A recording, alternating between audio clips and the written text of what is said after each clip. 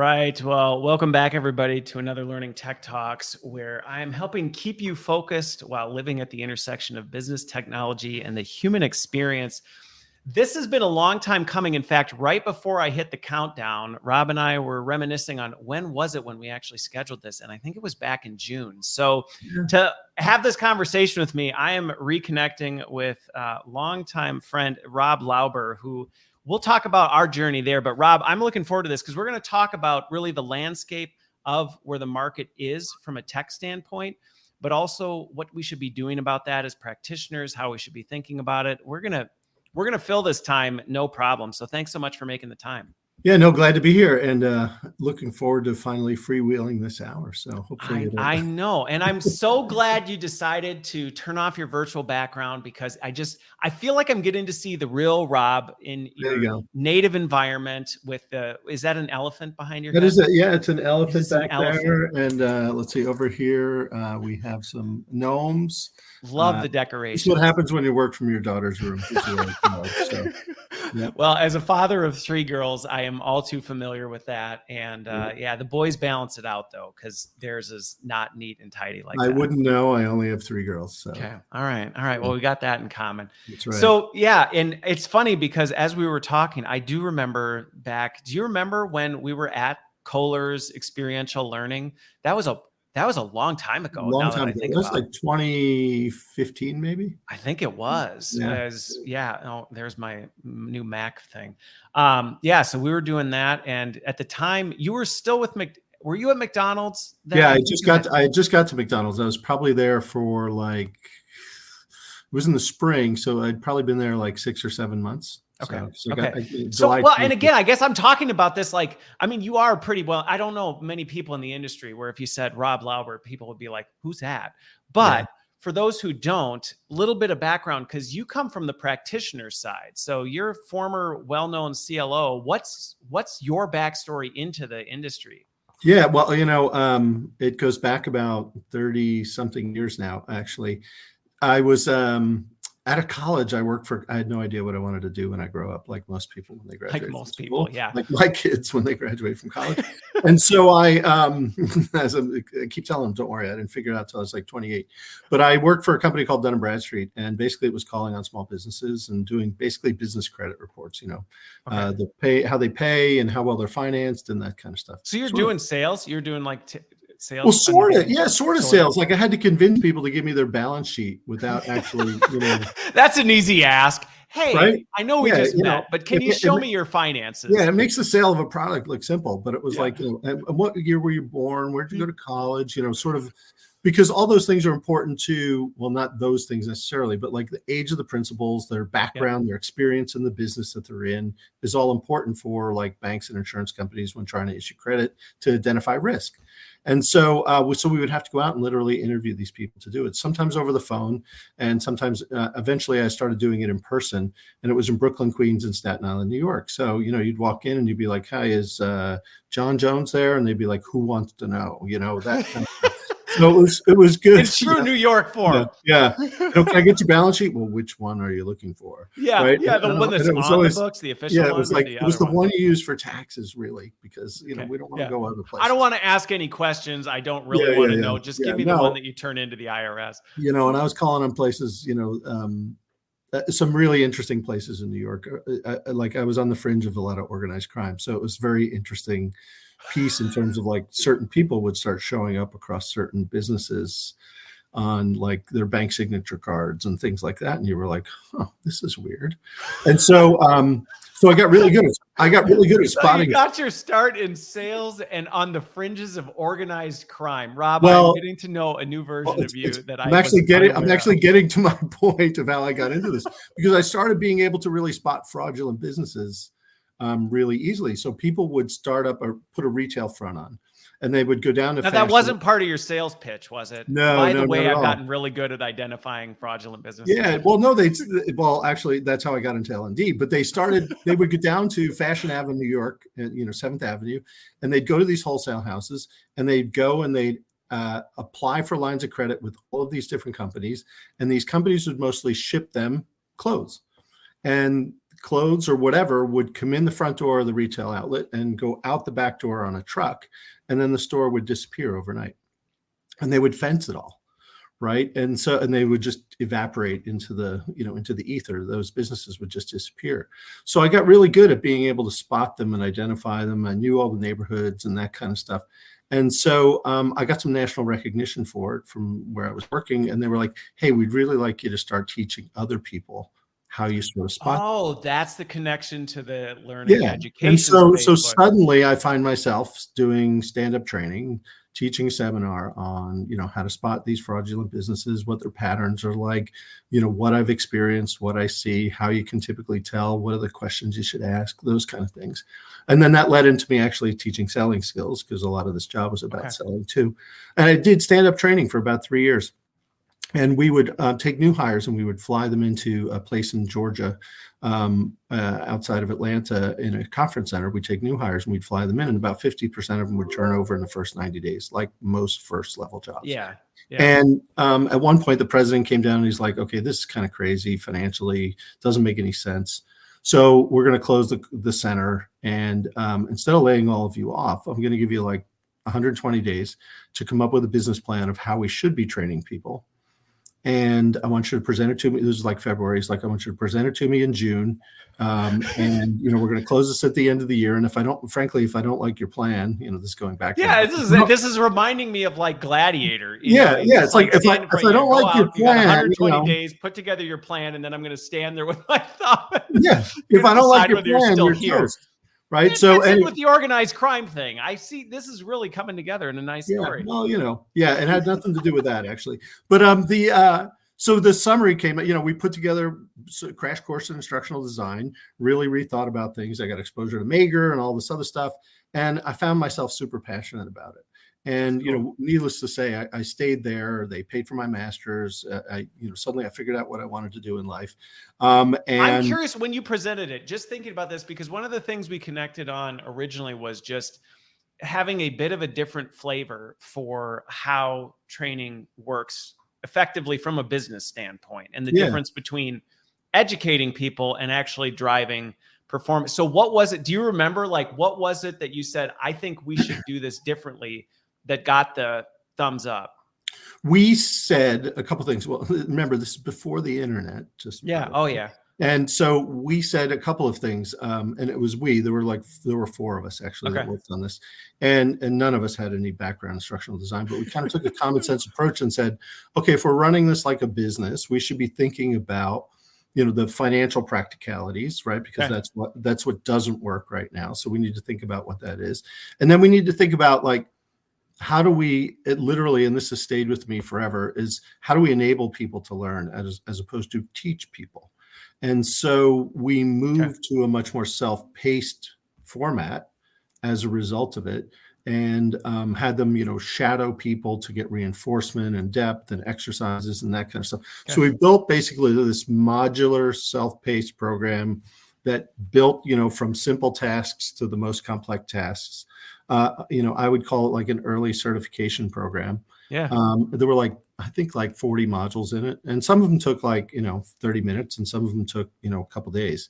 And the idea was basically that by the time you got to the end, you knew how to do everything.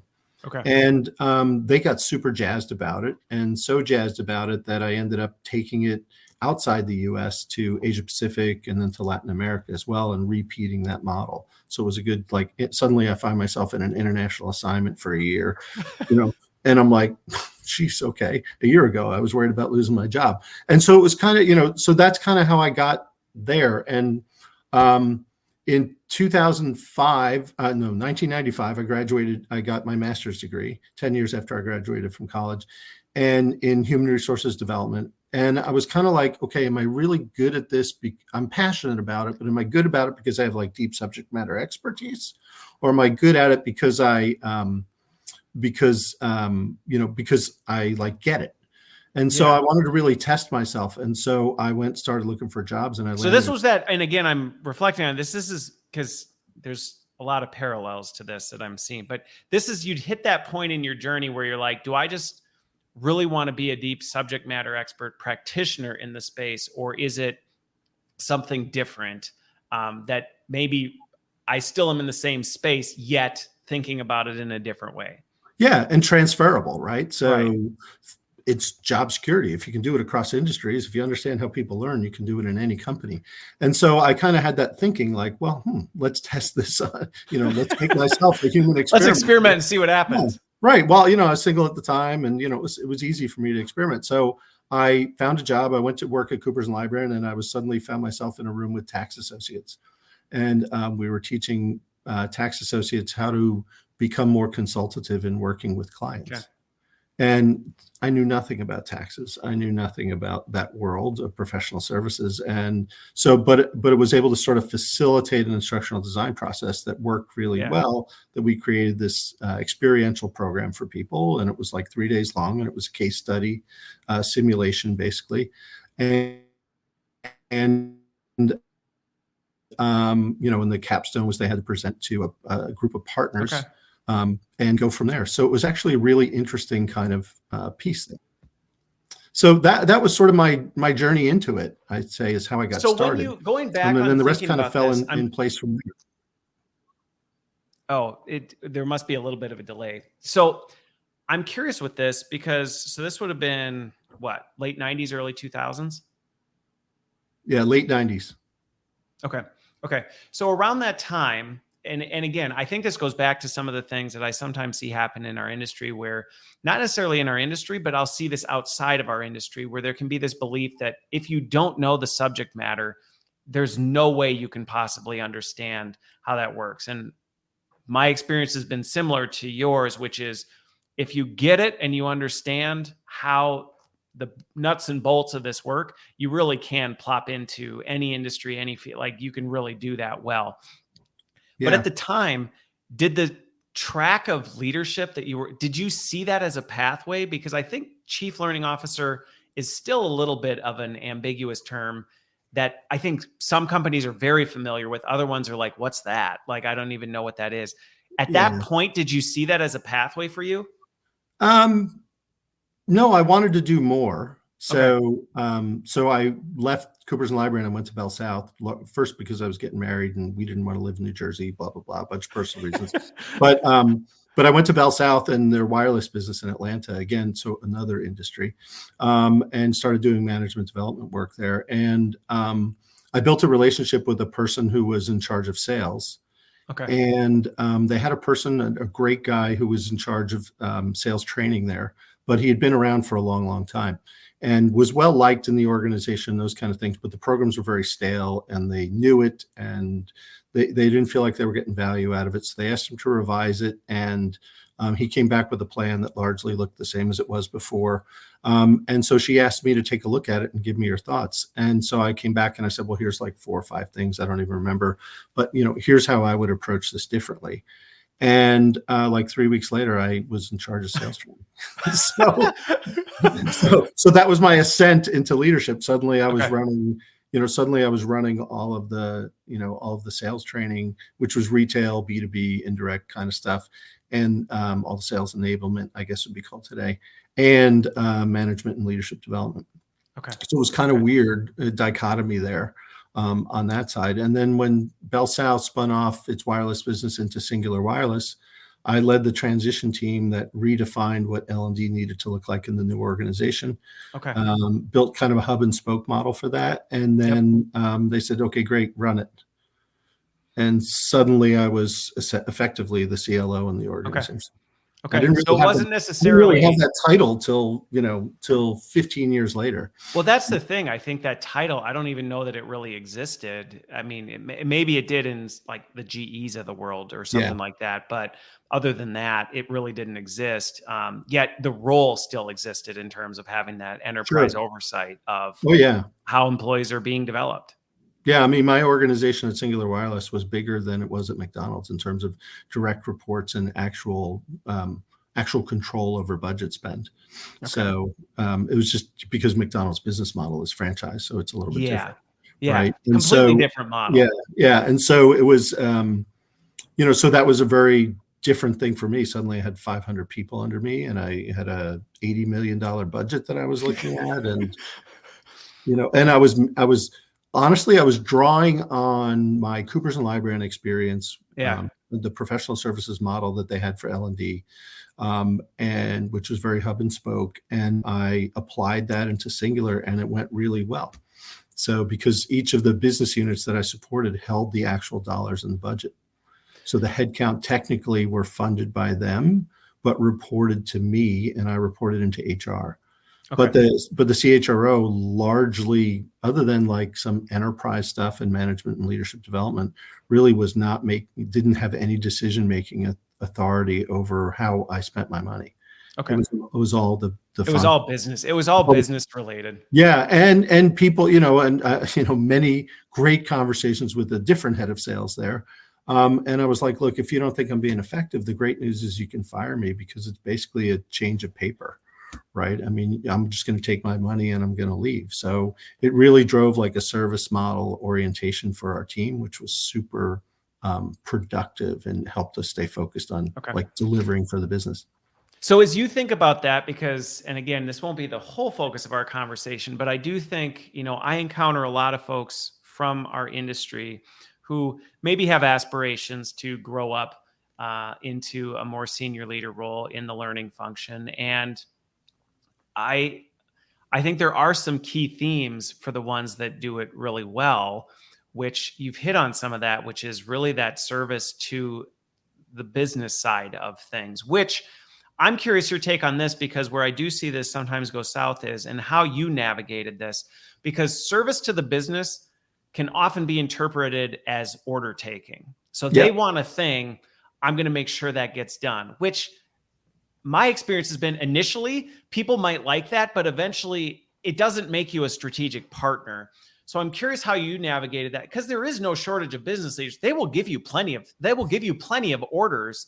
Oh yeah. But just running out and executing it, my experience has been that's not a great way to be a strategic partner with them. No, well, a couple things happen. I think one is there are advantages to being an order taker, right? So, your customer feels like you listen to them and you respond to them and you give them what they ask for, right? And I think all those things are like great attributes of learning organizations that really effective functions are able to do that.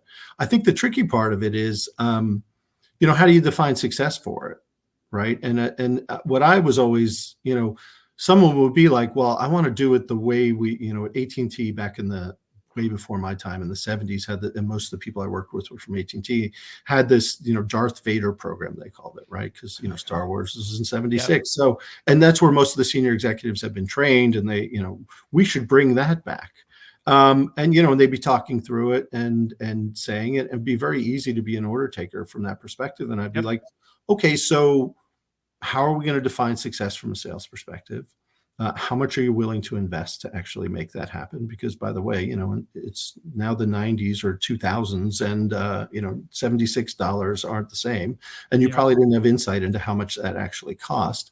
And when you actually push came to shove, and you say, okay, here's what something like that would be mapped out, and here's the concerns that I have, right? I want to make sure we're clear on what success looks like. The reality is that oftentimes you could get them off of that. By going in and showing what their order looks like, helping them understand the implications of it, making them define how success is actually going to be measured, and then turning around and making suggestions to alternatives to it. So you're still doing the things that you said are important, which again, making people feel heard, understanding what they're really trying to accomplish. Those are really important service models. But I think of an example back in my early days where I remember I was asked to go do something. It was, again, I think sometimes leaders, and I know this of myself, you don't always know what you're asking for. So you're like, I need this because that is the extent of what I know. Yep. And you don't really realize that. And I remember a time one of those orders coming my way. And when I actually deconstructed it, I mean, it was millions of dollars that I knew was going to be a complete waste of time and money. And I remember, again, going back and presenting that and saying, here's what that looks like. I understand this is what you're looking to accomplish. My concern is that's not actually going to accomplish it. And here's a better path forward. And he was a terrifying man, by the way, terrifying dude. But I remember he just said, thank you for thinking. And we worked through it. We were able Yeah. to work through it and go, okay, yeah, that makes sense. I understand what you're doing. I appreciate you thinking it through and moving that forward. And we ended up doing nothing like what was originally planned. Well, and I'm going to speculate right now that after that sort of event, the trust level in you with him was went huge. through the roof. And now you were essentially empowered to go in and sit there and say, like, I think there's 3 other ways we should tackle this. Or the question was more posed to you. Here's the business problem we're trying to go after. I think we can solve it with some sort of training or learning thing.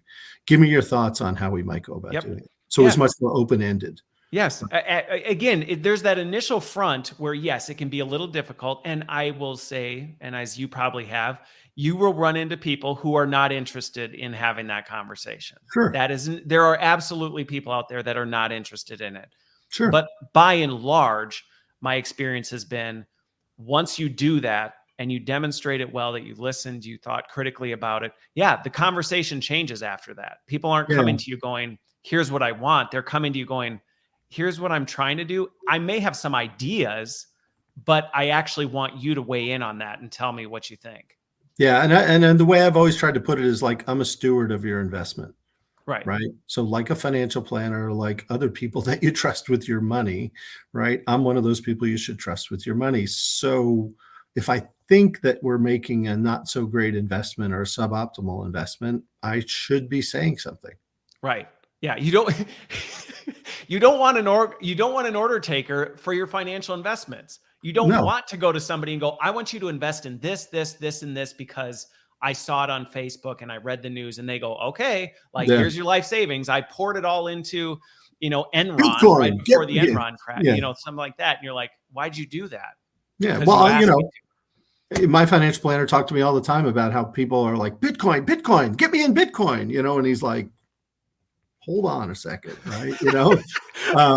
Whereas an order taker would be like, okay, how much, how much do you want to put in it? Well, sorry, you bought it at 65,000 and it's now at 17, or I think it's at 35 today, but still, the apology tour doesn't work. And so I think that's, I always felt like, maybe it's my orientation, but I always felt like that was the conversation to have, because even if it was, sort of a somewhat conflict intense conversation, that beat the alternative of taking the order, doing what they asked, watching it make no difference at all, and then they tag you with it. Right. Because that is what happens. People don't remember that conversation where the order came from. It's just when it blows up, it's like, well, why did you do that? Yeah. And saying, well, because you told me it doesn't hold water. Right. And if it wasn't me, then it was the supplier's fault. Right. So, we blame tech, right? Those kind of things. I used to love people that were changing LMSs all the time. And I'm like, the problem's not the platform. The problem's your strategy. Right. So, but it's easy to blame. It is. It is. So, and human nature too, I think, your first point isn't always to take personal responsibility. So, yeah. But you have to hold that in healthy tension. And I think that is one of those things that it cannot always be comfortable to walk that line of, I am here to support you and serve your needs. Yes. But that is not best met by me running out and doing whatever it is you think, because you just don't know what you're asking for. And it's my job to educate you on what you're asking for and show you a better path forward. Yeah. And I've always tried to say, like, I'm a steward of the function. Yep. So I have to keep the business lens first on what it is that I'm trying to do. And then second, it's, I have some domain, I'm expected to have domain expertise. So I should have an opinion about how things should get done relative to that domain expertise. Okay. And I'd say that, anybody out there listening in this profession should feel the same way. Did you ever have any, we don't have to get too specific, but did you ever have any where you just really banged your head? Because I have one in particular where I remember the chief marketing officer and I just shouting at each other across a table. And I finally just said, I'm trying to help you. And we ended up shaking hands and walking away going, okay, you know what? Yeah, like we both got a little heated and whatever. But did you ever, have you ever had those moments where it hit a head? I had somebody walk out of a room with me once, like at a super senior level, like direct report to a CEO level, like just slammed his book shut and walked out of the room. Right. And people looked at me like I was dead. and and he just needed to walk away. And it wasn't. I remember it vividly happening. I don't remember being scared about that happening. Yeah. And because this person was actually could be very difficult to work with, but he's also somebody that I convinced to give me $1.5 million off budget to. That's what. So I was just going to ask, right? if going back to your earlier prediction of how that was, I was going to ask if that person ended up also being a person who ironically ended up being a supporter in other areas for almost sometimes the very reason of the thing that made them slam the book and walk out actually was the thing that later made them go, I can trust you because I know you're willing to do that if you really believe that what you're doing is the right thing to do. Well, or you never have to guess what I think. Right. So, so from an order taker perspective, sure, I might take, we all have times we have to sort of take the order. Yeah, you all have to take one on the nose. Well, particularly if you're trying to build credibility with somebody. Right. But at the same time, you should have a point of view about the order that you've taken. Like a good waiter in a restaurant, when you make a food choice, might say, you sure you don't want the burger? Right? that is, there's value in that, right? Yeah. And so I think that so I think that our relationship, looking back, went in waves of like lots of conflict to lots of harmony, to lots of conflict to lots of harmony. Yeah. But at the same time, like I wouldn't avoid that person at a cocktail party today. I'd probably go up to him and I'd probably give him a hug, and we'd probably have a great laugh. And what I would say out of it was we always had the same thing in mind, which was growing the business, because he was in sales. And it was like, we always had the same thing in mind, which was, how do we get the organization even better, even better, even better, even better? And, he had a lot riding on it. My reputation was riding on it. So it was like, okay, we had shared interest. We just would disagree sometimes on the path to get there, or on the sort of tactics to take to get there. Well, and I think that is probably a great message to anybody listening on this is, if you can get unification around that, what are we really trying to solve for? You're going to run into conflict. You're going to run into times where you just see wildly different what the path to accomplish that is. And that's, my experience has been, that's okay. You have to learn how to fight diplomatically. And there are times, to your point, where have to know when you lay down your sword and go, my job is to inform you that this is a risk, and I don't think this is the right path. Ultimately, if what you're saying is do it, I will, follow through on that. But it is my duty to make sure I'm informing you of what you're about to do. And one of the things I always focused on was either way, my idea, their idea, order taken, or, sort of idea given, was let's prove it first. Yep. So let's not go to the whole sales organization and go, right? We know we've framed out what the investment is. We framed out what the success criteria is. Your idea or my idea. Great. Let's go to Corpus Christi, Texas, test it in that market, and let's see what happens. Let's see what happens. Right? Before we invest in my idea, before we invest in your idea, right? We have the success criteria framed out. We're in agreement there. Great. Let's go test and learn someplace first about what works and whether it'll achieve what the outcome is or not, or get us closer or not. And that's how I got money from him, actually. On data, ringtone, and graphics were coming out at the time. And if you can imagine when you used to have to pay for those. I remember most people I talked to today, it was before they were born. No, I remember you bought all those things. And so we went and tested in Corpus Christi, Texas, a training program on how to suggestive sell. And then we measured the attachment rate, meaning, how often customers bought it and that kind of stuff.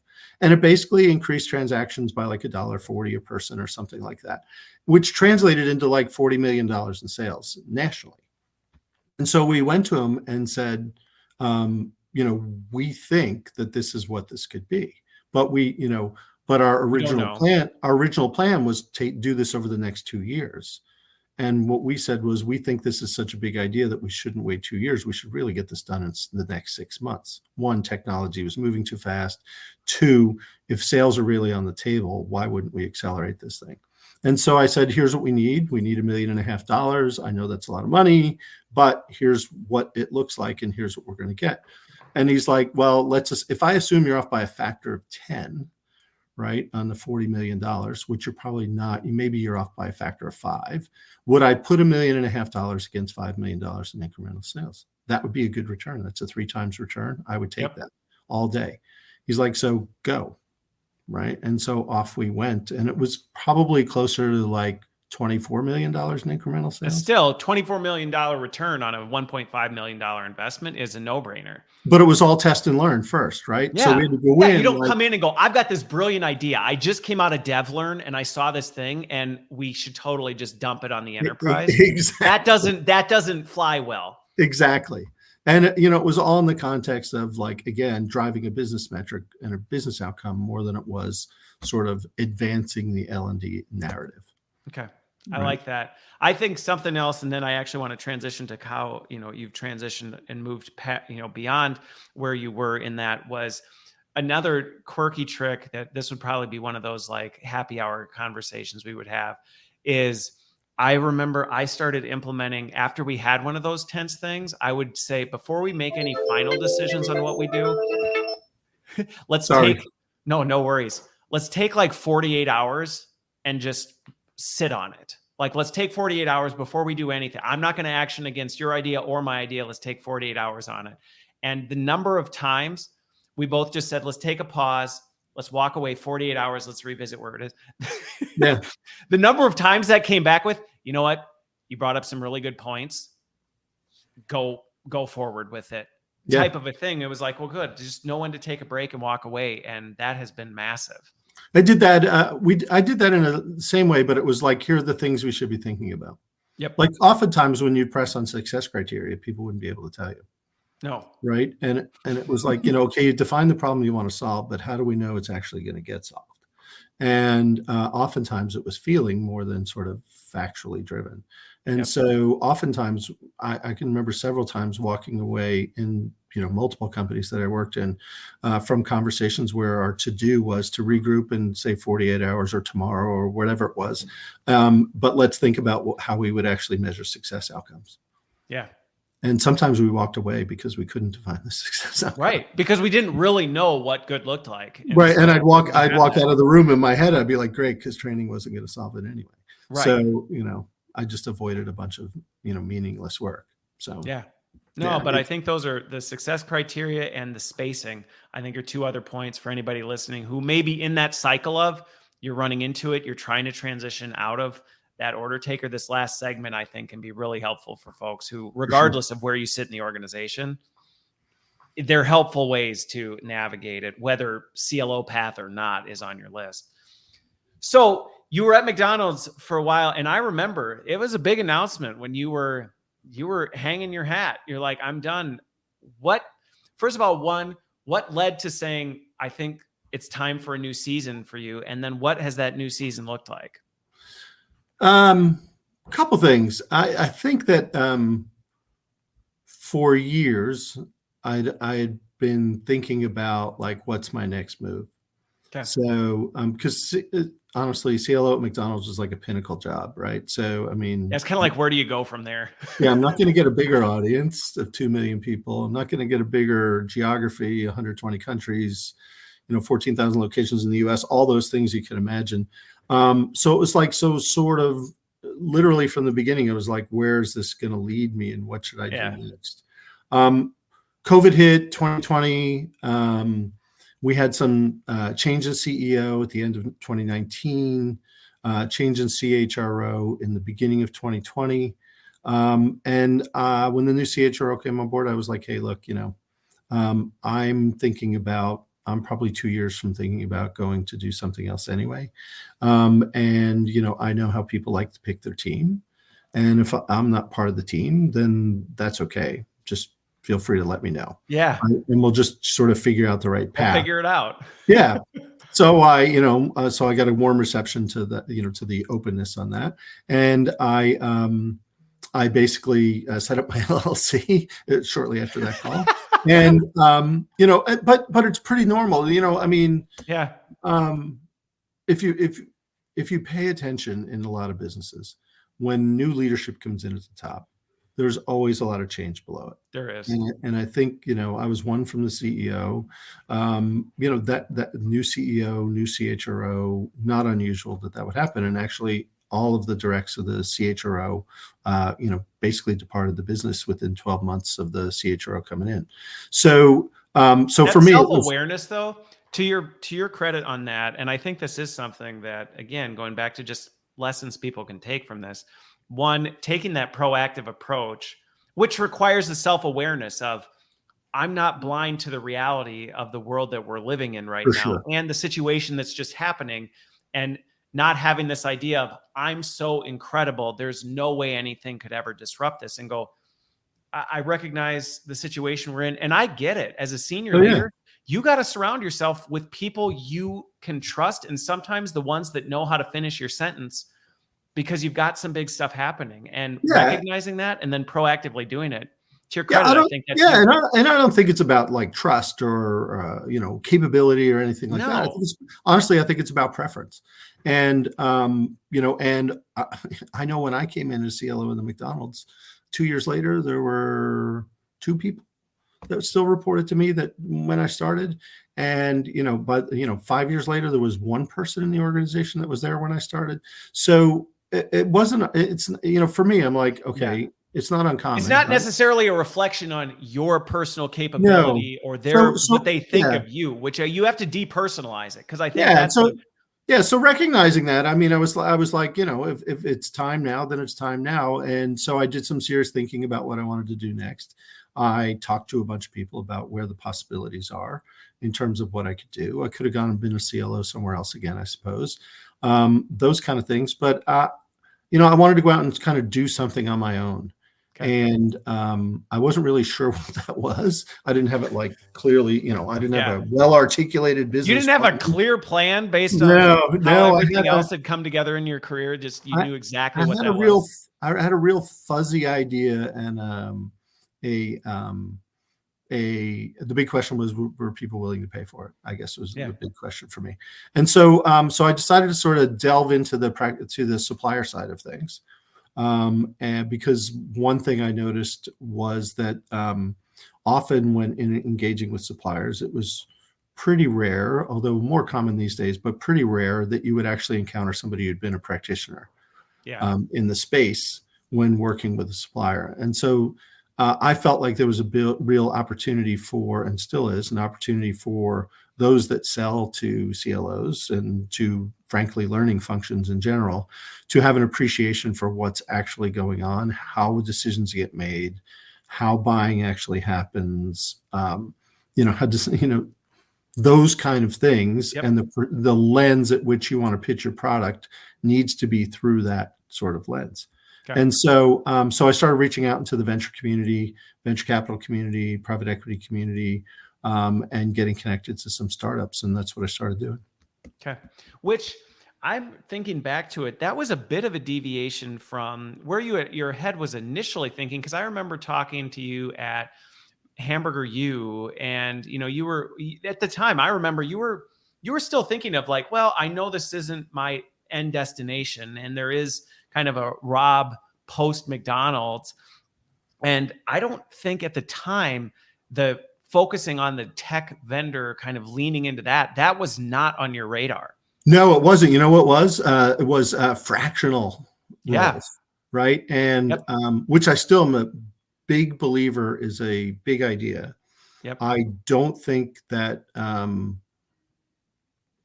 world is ready for it yet.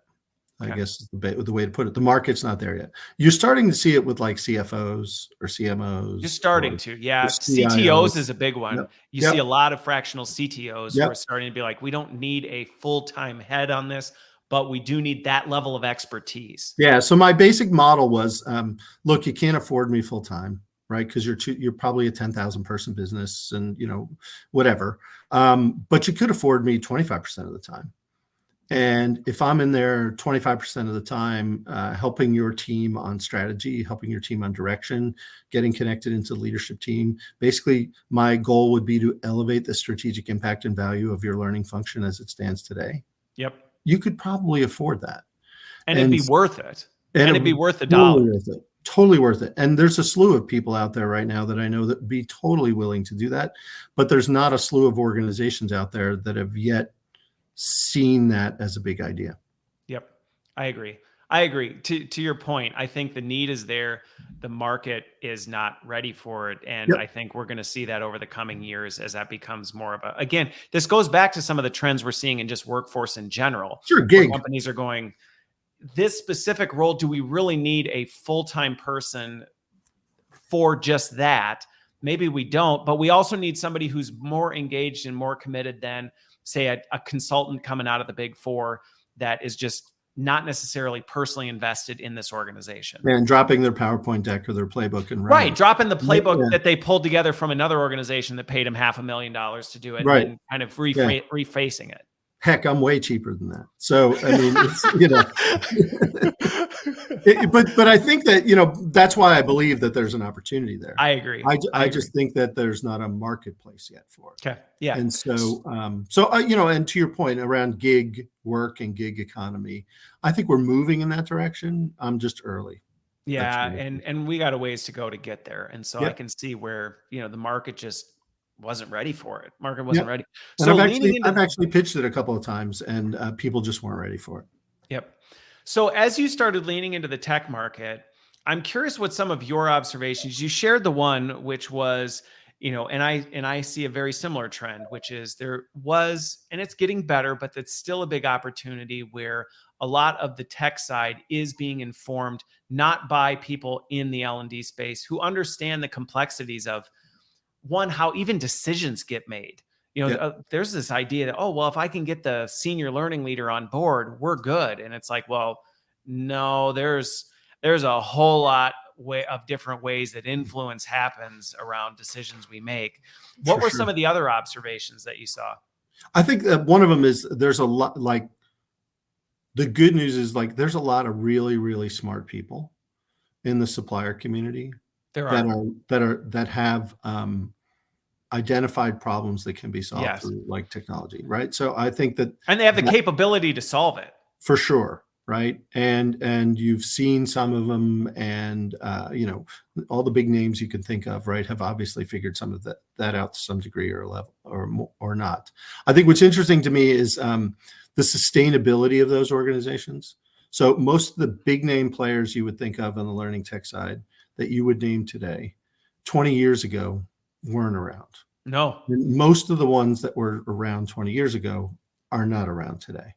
Yep. So I think that there's a sustainability issue in terms of, like, there seems to be a life cycle on some organizations that last 5, 6, 7 years, and then they sort of wane pretty significantly, some more dramatically than others. And so I've seen that, and I think that a lot of that has to do with staying attached into what's actually going on in the psyche of learning functions in organizations right now. Yep.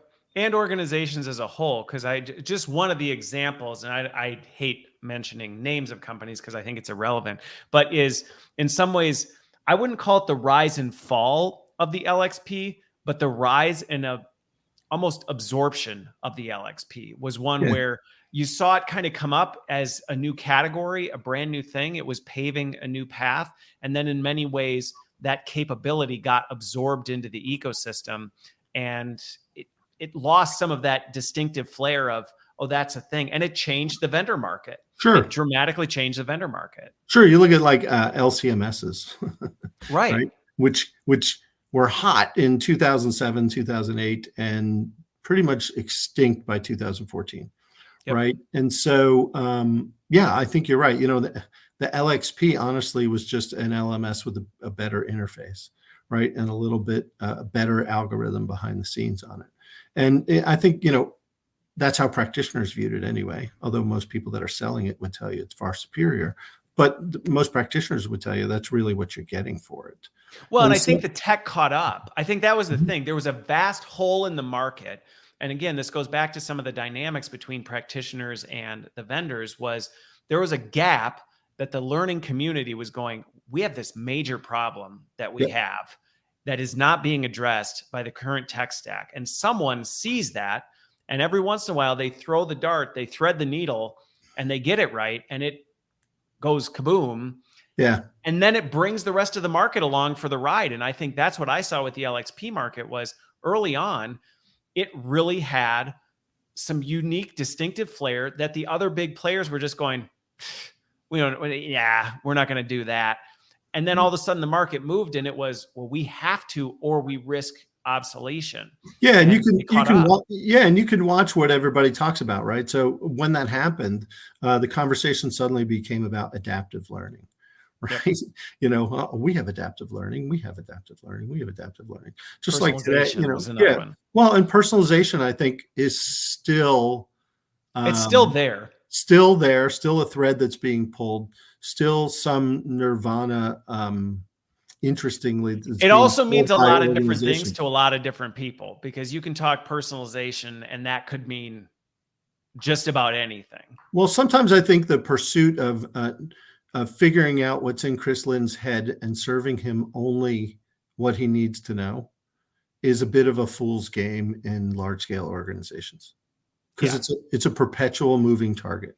Well, and even going back to the challenges that we have, I think what we've seen with generative AI recently has given more hope for that. But again, what people often don't take into account is that's operating off a ton of data, which oftentimes you don't have that kind of data of what's going on in Christopher Lynn's head. Where is he right now?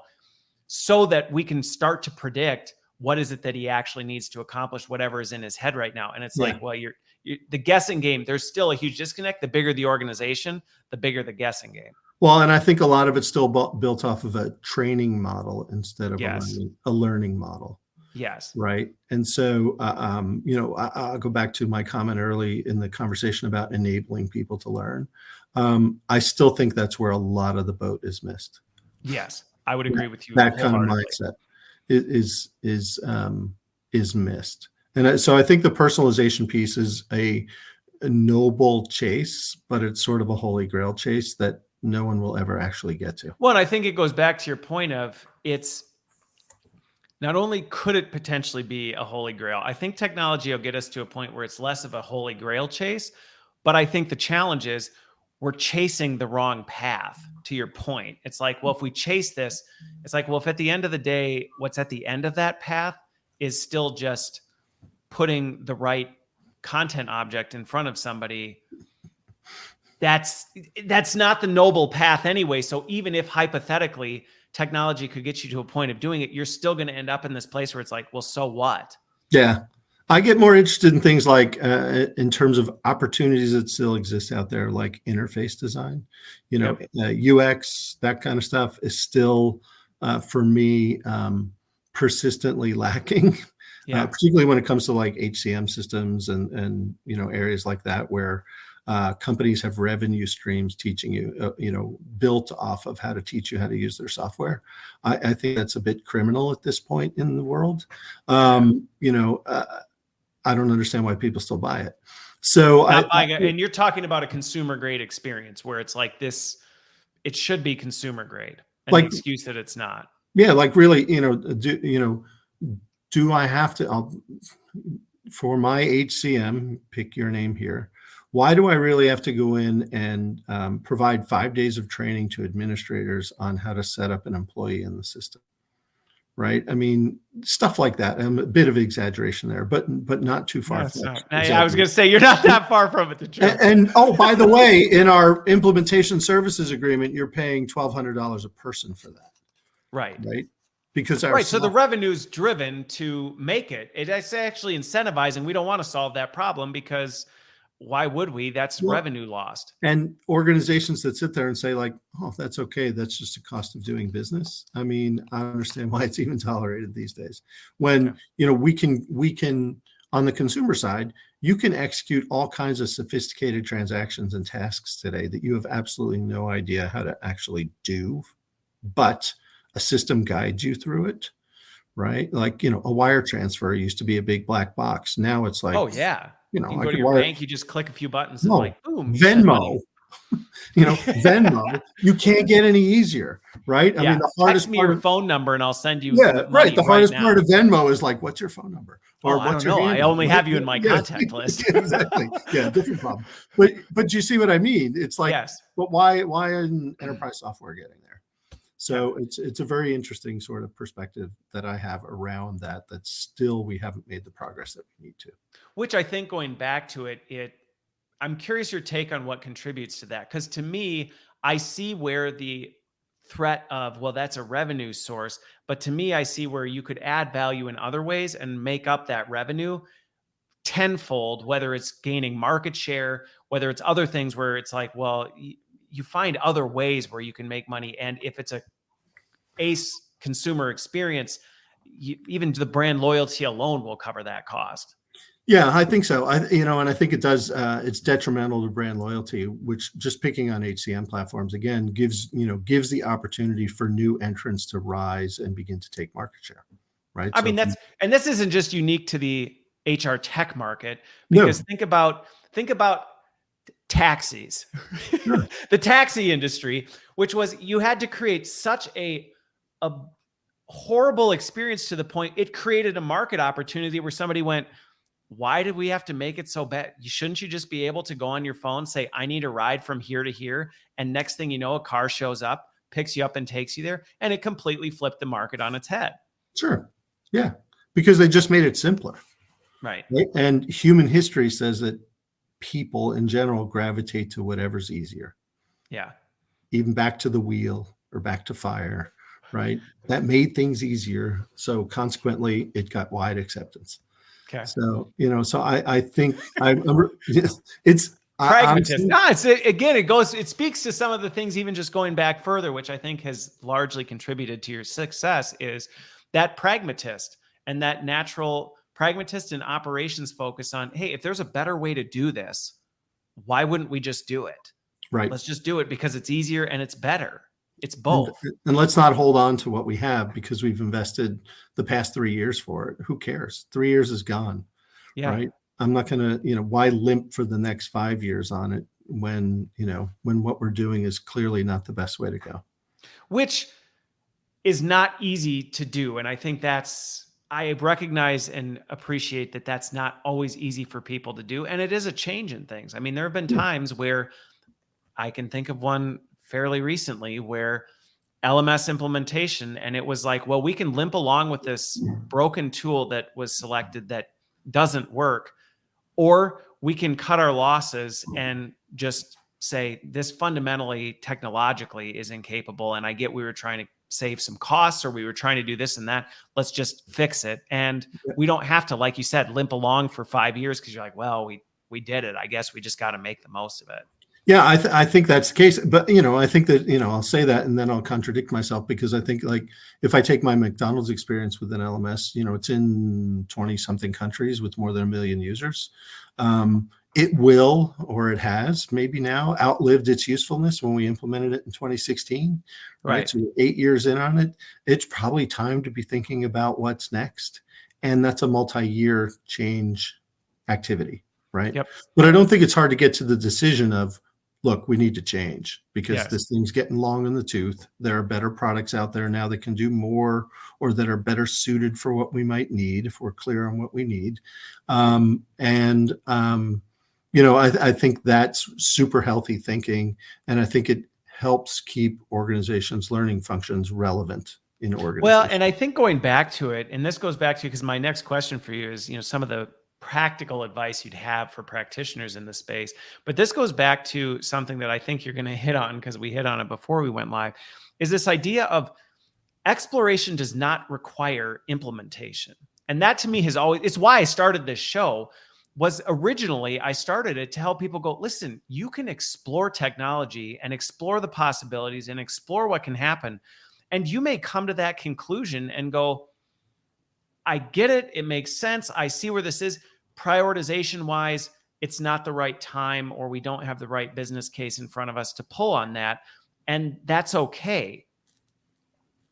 Yeah, I think that's right. I think that one of the things for me was, how do we stay curious about what's going on? And I'll admit, like, I wasn't the greatest at it in terms of looking back. I probably should have been a lot more proactive about it. But I think that, people like Simon Brown at Novartis, so I'll just shout him out here. But, he's written books about curiosity and everything else. And I think he's touched on the right thing. I know Elliot's talking about curiosity now as well.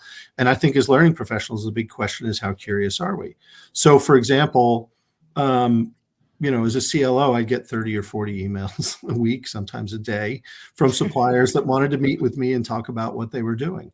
And most often I said no. Yep. But I think, I think thinking about that now would be, what are 3 or 4 areas where we should be paying attention to as a function? Yeah. Let's just name those. AI, I don't know. Coaching, AI coaching. Okay, great. Let's pick that category.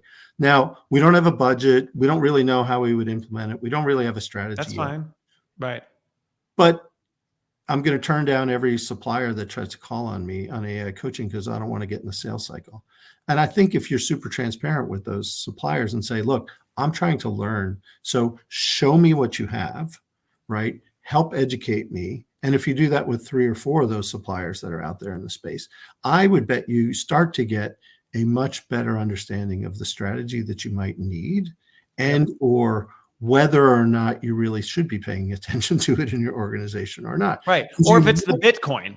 Yeah. Well, that's what I mean. Because you might go out and look at them and be like, interesting, but not compelling.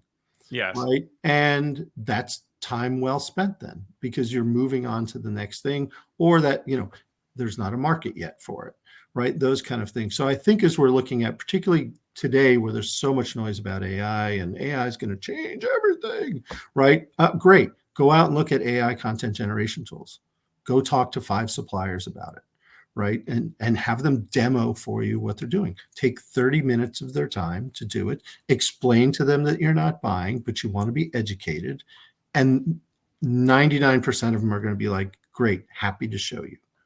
Right. And I think that is time well spent from a curiosity perspective, and time well spent to, sort of percolate the things in your head about the conversations about AI and what your response in an organization is to it, about where it might actually drive value or where it might not. Well, because it can do something doesn't mean it's going to be adding value for you. Correct.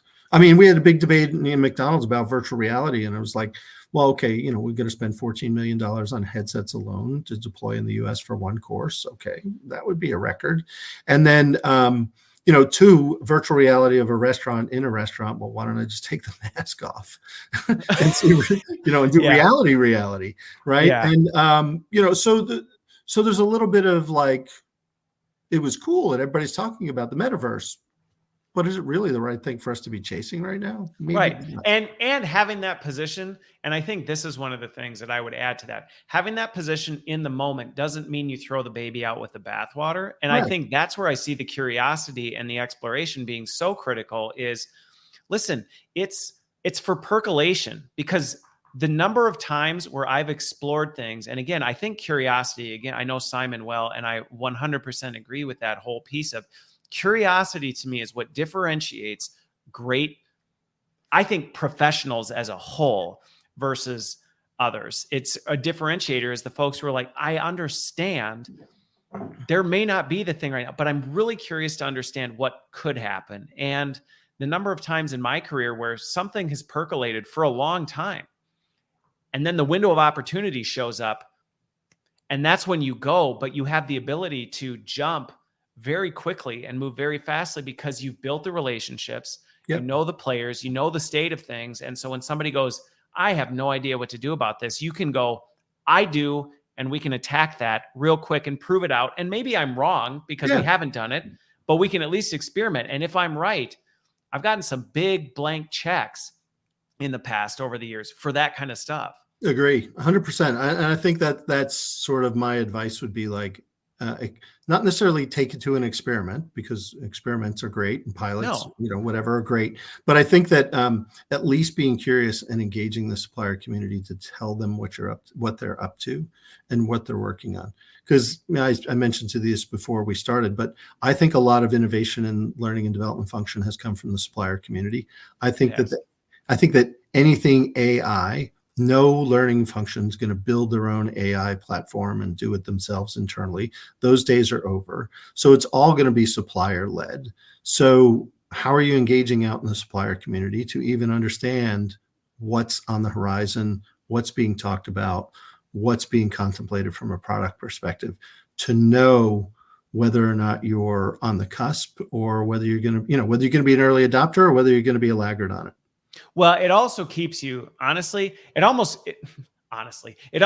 keeps you honest, because there are lots of times where you think, oh, what we're doing is groundbreaking and we're blowing the mold and we're doing all this stuff. And you start poking around and looking at what's available and you go, oh, I'm still wearing my 1980s tracksuit, because to me, hey, it's great and it looks wonderful, and you don't even realize how far behind you've fallen. Yeah. Because you just don't realize it. Yeah. Because I've won awards for it. Right. I won awards in my Zubas. Which could be a whole nother hour of conversation about what's wrong with the awards platforms today. But yeah. Well, so how about though, as you've gotten to know the vendor side, because I do recognize and am empathetic to, when you're on the practitioner side, I get it. You're busy.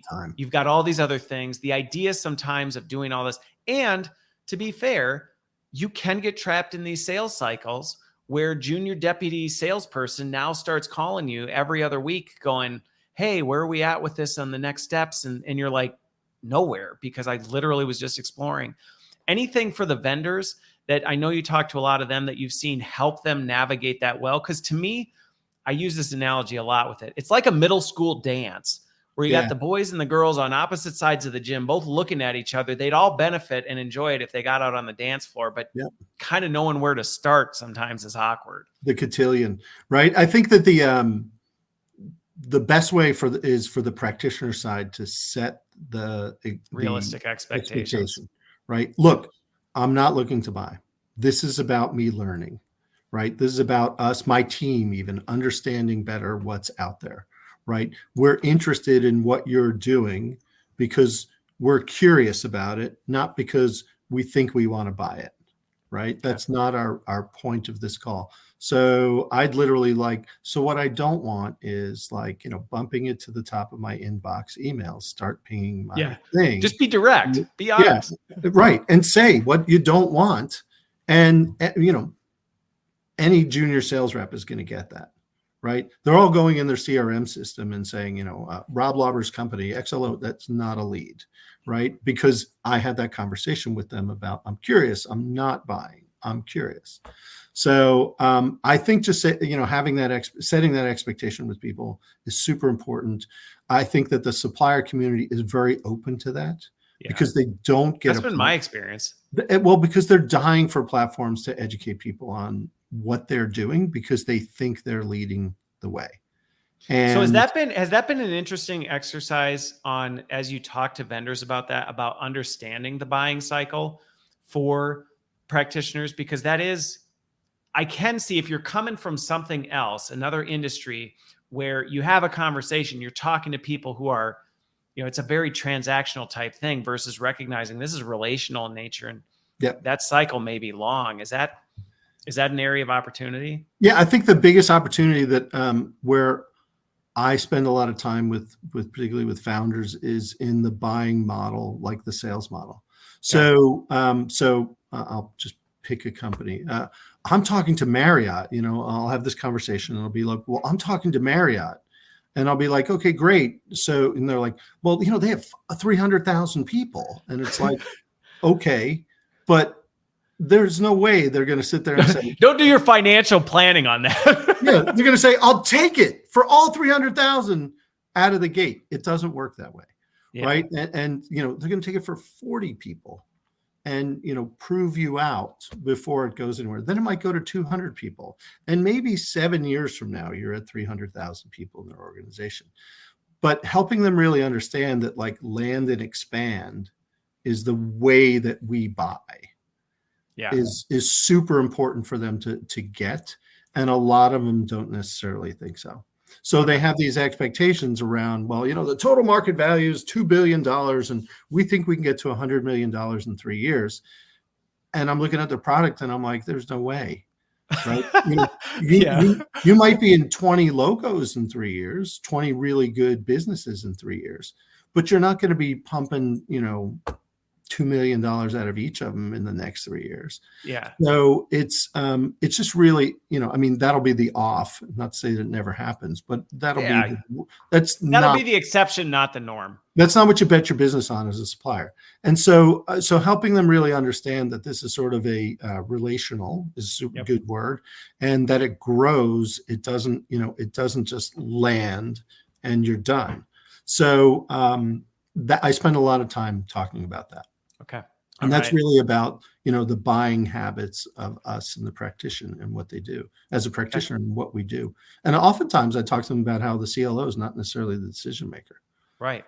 That's what I mean. Even how decisions get made and who has the purchasing power and, all those things. If my team came to me and they came with enough swag and said, we need this tool and here's what it needs to be, I'd probably ask a few questions, make sure we have it in the budget.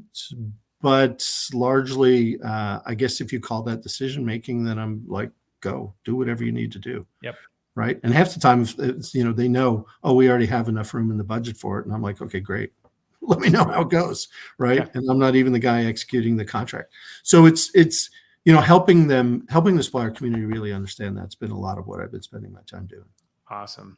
Well, we are out of time, even though I feel like I've got another several hours worth of questions that I would just love to just sit and chat about. Always, but Rob, I really appreciate you making the time, to just catch up again. And I hope even just for anybody listening, whether you're on the vendor or practitioner side, that some of these insights there can really help you drive your organization forward. So Rob, thank you for being here. Chris. I really enjoyed it. And hopefully everybody got something from this. And I think that's it for now. If you missed the full conversation, I will do a plug.